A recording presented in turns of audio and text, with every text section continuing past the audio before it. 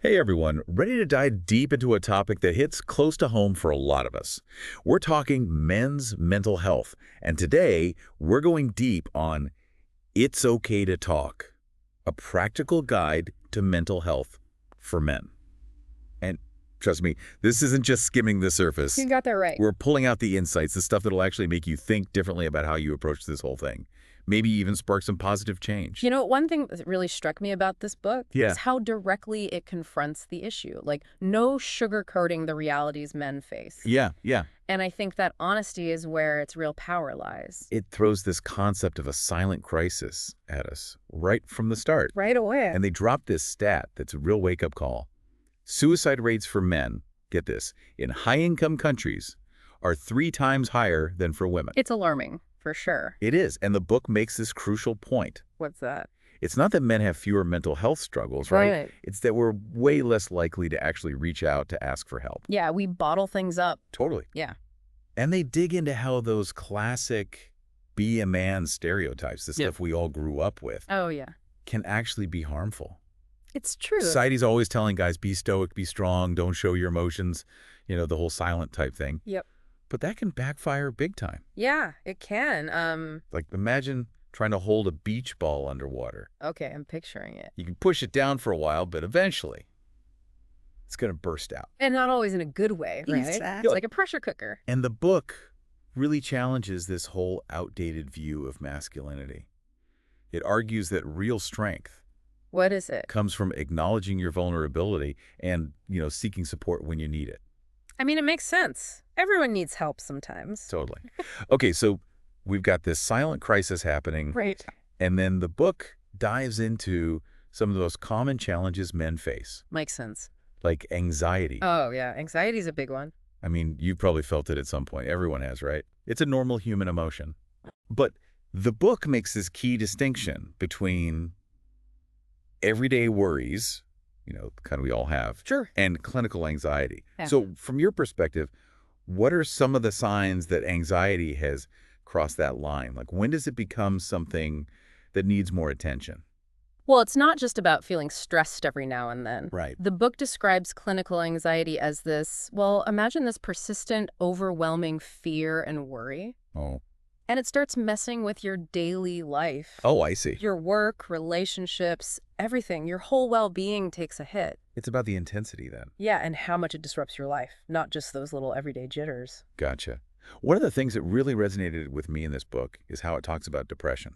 Oh, yeah. How so? It goes beyond just saying feeling sad. It focuses on this, emptiness, like having nothing left in the tank. I like that. That image really stuck with me. Yeah, it's powerful, isn't it? It is. And it really captures that feeling of just being depleted. And that's often what comes with depression. And, it's important to remember, What's that? depression isn't a weakness. No. It's a serious medical condition, Right, it needs attention. just like any other physical illness would. Okay, so we've talked about anxiety, depression. The book also gets into PTSD. PTSD, yeah. And that's where things get really complex. How so? Well, it highlights how stuff that seems totally random, like fireworks going off, Oh, wow. can trigger these intense flashbacks or anxiety for someone with PTSD. It's not always as straightforward as people might think. Not at all. And understanding those nuances is key to being able to provide the right support. Absolutely. The book emphasizes really recognizing those triggers Yeah. and seeking professional help to, figure out ways to cope.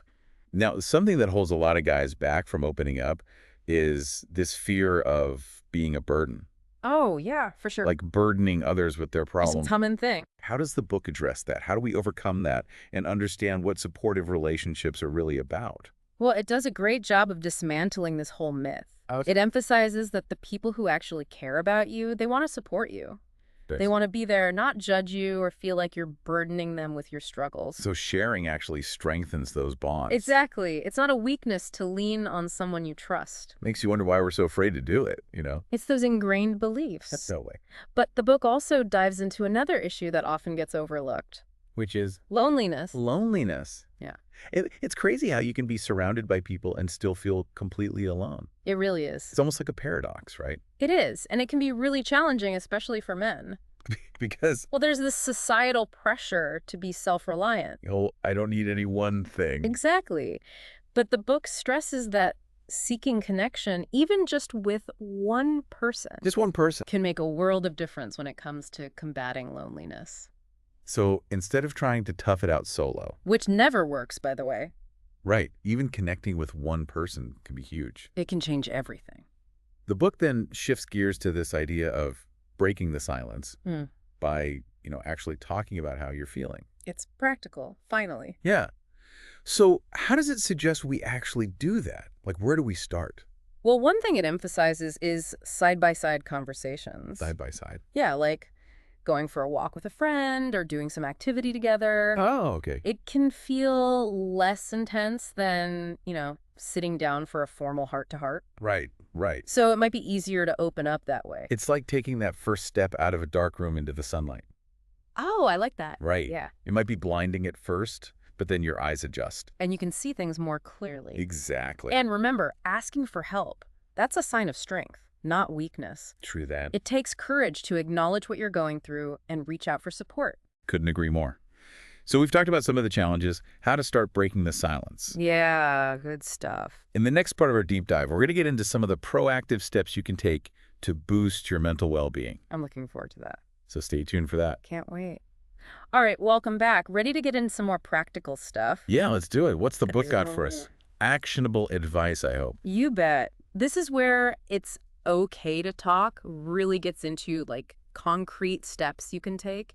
And one of the big things it emphasizes is movement. Movement, okay? Yeah, for both our physical and mental health. But it goes beyond just saying hit the gym. There's more to it. Right, it's not just about getting ripped. Not at all. It recognizes that different types of movement, they benefit us in different ways. Okay, so like what? Different strokes for different folks. Exactly. Right. Sometimes you need that intense heart-pumping workout, Yeah, to blow off some steam. Exactly. Yeah. A run, a game of squash, anything that gets those endorphins going. Hit the reset button. That's it.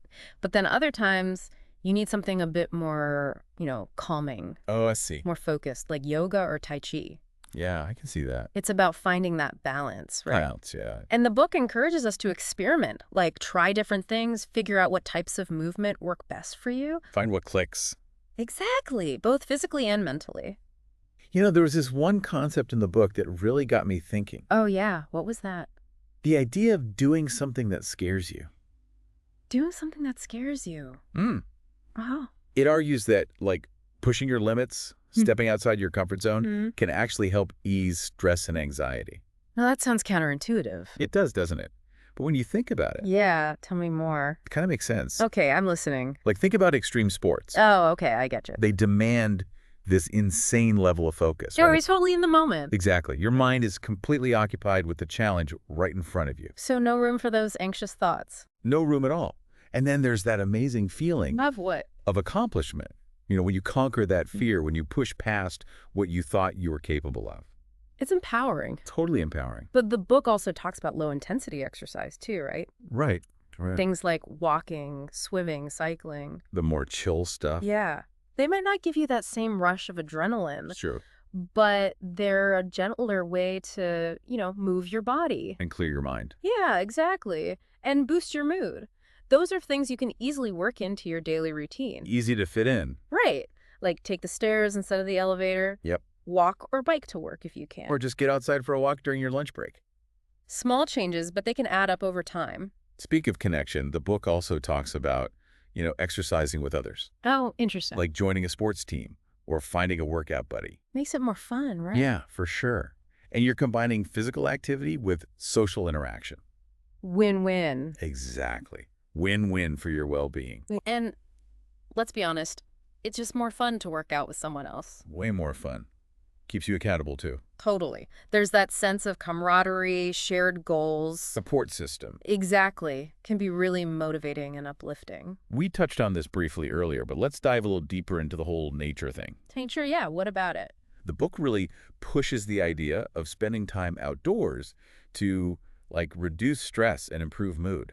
Well, there's a ton of research showing that. Really? Yeah, the positive effects of nature on our mental and physical health. So it's not just, Like a hippie thing. No, it's backed by science. Okay, good to know. Yeah. So even a short walk in the park can make a difference? Can lower stress levels, reduce anxiety, improve sleep quality. And it's free. Can't beat that. Seriously. It's amazing how something so simple can have such a big impact, you know? It is pretty remarkable. The book also mentions this thing called forest bathing. Have you ever heard of that? Forest bathing. What is that exactly? Well, it's about immersing yourself in the forest, like really taking it all in. Taking in the what? The sights, the sounds, the smells, all your senses. Right. You're not hiking, you're not exercising. You're just being present. Exactly. Just absorbing the tranquility of nature. Sounds pretty amazing, actually. It is really peaceful, restorative. I'm going to have to try that. Okay, let's switch gears to something that's often overlooked but super important. Nutrition. Food, you mean? Yeah, food. What role does it play in our mental well-being? Huge role. You can't underestimate the impact of what you eat on how you feel. Yeah, I've noticed that. The book advocates for a balanced, nutritious diet, lots of fruits and vegetables, The good stuff. whole grains, lean protein. So basically fuel your body with good stuff. Exactly. Nourish your body and mind so it can function at its best. And it doesn't have to be complicated, right? Not at all. You don't have to become a health nut overnight. Start small. Swap sugary drinks for water. Okay, I could do that. More fruits and veggies in your meals. Cook at home more often. Those are all good tips. Yeah, and those little tweaks, they can really make a difference. In what way? Your energy levels, your mood, your overall well-being. Speaking of what we consume, the book also talks about cutting back on alcohol. Alcohol, right? This one's tough, especially in a culture that, glorifies drinking, I know, it's everywhere. Why does the book emphasize this? What's the big deal with cutting back? Well, it makes a strong case for the negative impact of alcohol on our mental health. Like what? It's a depressant. Oh, right. It can actually worsen anxiety and depression. So even if you don't think you have a problem, right, even then. cutting back can still make a difference. Big difference. You'll probably sleep better, have more energy, feel better overall. It's about being more mindful. That's it. Mindful of what you're consuming and making conscious choices. And if someone's struggling to cut back on their own, yeah, there's help out there. absolutely. Resources, organizations that can support you. Okay, good to know. Now let's shift gears to something that's gotten really popular lately. Mindfulness. Mindfulness, yeah, everyone's talking about it. I've been trying to get into it, but I'm still pretty new to the whole thing. We all start somewhere. So basically, mindfulness is about paying attention to the present moment. Present moment. Like Okay. without judgment, noticing your thoughts, your feelings, your sensations. But not getting carried away by them. Exactly. Easier said than done, though, right? Yeah, that inner chatter can be pretty loud. It can, but it takes practice. Right. And the book gives some good tips for actually cultivating mindfulness. Like what? Start with short meditation sessions. Focus on your breath, your body. Okay. There are apps and guided meditations that can help too. I've seen those. Yeah. Even just taking a few moments during the day to pause, breathe deeply, Yeah. Just notice your surroundings. that can be really grounding. It can. Those little moments of mindfulness can help you de-stress, refocus. Reconnect with yourself. Exactly. Yeah. And speaking of recharging, let's talk about sleep. Sleep. Ugh, that's my Achilles heel. I hear that. I never get enough. Always trying to squeeze in just one more thing before bed. I'm guilty of that too. But we all know it's important. Crucial for both our physical and mental health. So why is sleep so essential? And how can we get better at it? Any tips from the book? Well, it emphasizes that not getting enough sleep can really mess with you. Mess with you how? Make anxiety worse, depression worse, you'll be more irritable. No one wants that. Nope. So it's about prioritizing sleep. Easier said than done, right? It is. But you can create a relaxing bedtime routine. Okay. No more scrolling through social media in bed. Ouch, that one hits home. I know, right? Try reading a book, taking a warm bath, listening to calming music. Wind down. Exactly. And having a consistent sleep schedule. Even on weekends? Even on weekends, that helps regulate your body's natural sleep-wake cycle. Okay, so routine is key. It is. And those small changes can lead to better sleep. More energy, better mood. And your brain will thank you. We've covered a lot here.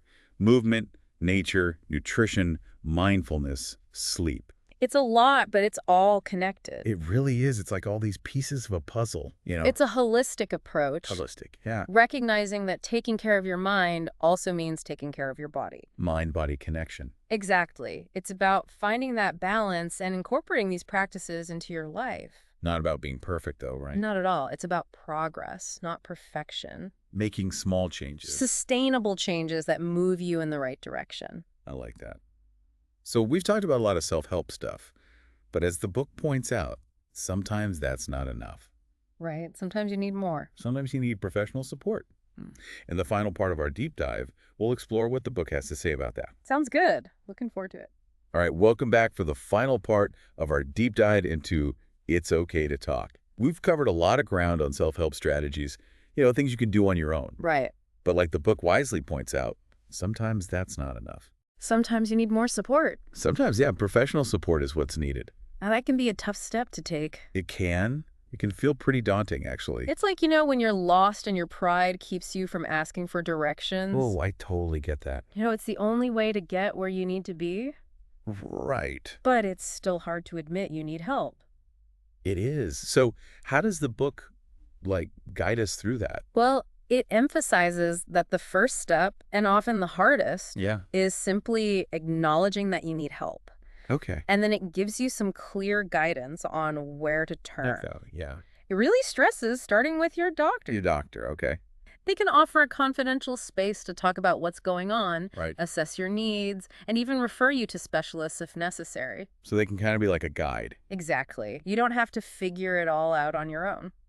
That's reassuring. It is. And what I really appreciated about the book Yeah. is how it emphasizes that seeking help is actually a sign of strength. Not weakness. Not weakness at all. It takes courage to reach out for support. Put yourself out there. Yeah, and prioritize your well-being. And it even gives some good tips on preparing for that first appointment. Like what? Well, keeping a mood diary, for example. A mood diary, okay. Yeah, to track your symptoms and how they're affecting your life. Interesting. And it encourages honesty with your doctor. Even if it's hard. Even if it's tough. It's about being your own advocate. Giving them the information they need to help you. Exactly. And then the book gets into the different types of specialist help that are available. Okay, so beyond your doctor. Right, like talking therapies. Talking therapies. Like cognitive behavioral therapy, CBT. CBT, yeah, I've heard of that. It's been shown to be really effective for a lot of mental health challenges. So what is CBT exactly? Well, it focuses on helping you identify and challenge negative thought patterns. Okay. And develop healthier coping mechanisms. So it's like rewiring your brain. Yeah, exactly. It's not just about talking about your problems. It's about learning practical tools. Tools to change how you think and react. Right. And the book also talks about medication. Medication, okay. As a potential part of treatment. So not always necessary, but sometimes helpful. Exactly. And it explains that medication can be a valuable tool, especially when combined with therapy. So finding the right combination for your needs. That's it. And of course, the book stresses that if you're in a mental health crisis, Like really struggling. yeah, seeking emergency support is critical. So what does that look like? Well, it could be reaching out to a crisis hotline, Okay. going to the emergency room, contacting your local mental health services. There's no shame in that. Absolutely not. Support is available 24/7. You are not alone. There are people who want to help. This deep dive into It's Okay to Talk has been really, really eye-opening. It has. We've learned about understanding those common mental health challenges, explored those self-help By strategies, taking those proactive steps. and recognizing when professional help is needed. And knowing where to turn. Yeah, and for me, the most powerful message is the book's emphasis on open communication. Breaking down that stigma. Exactly, the stigma surrounding men's mental health. And empowering men to take care of themselves. It's about creating a culture where men feel comfortable talking about their struggles, seeking support, Without shame. without shame, without judgment. It's taking care of themselves. Exactly. And it's a reminder that we all have a role to play in supporting the men in our lives. Listening without judgment. Offering encouragement. Letting them know it's okay to not be okay. And to seek help when they need it. So as we wrap up this deep dive, I want to leave you with this powerful message from the book. You are stronger than you think, and you are not alone. There's hope, and things can get better. They really can. Remember, asking for help is a sign of strength and self-compassion. It's the first step on the road to a healthier, happier you. Couldn't have said it better myself. Thanks for joining us on this deep dive. Take care of yourselves and each other.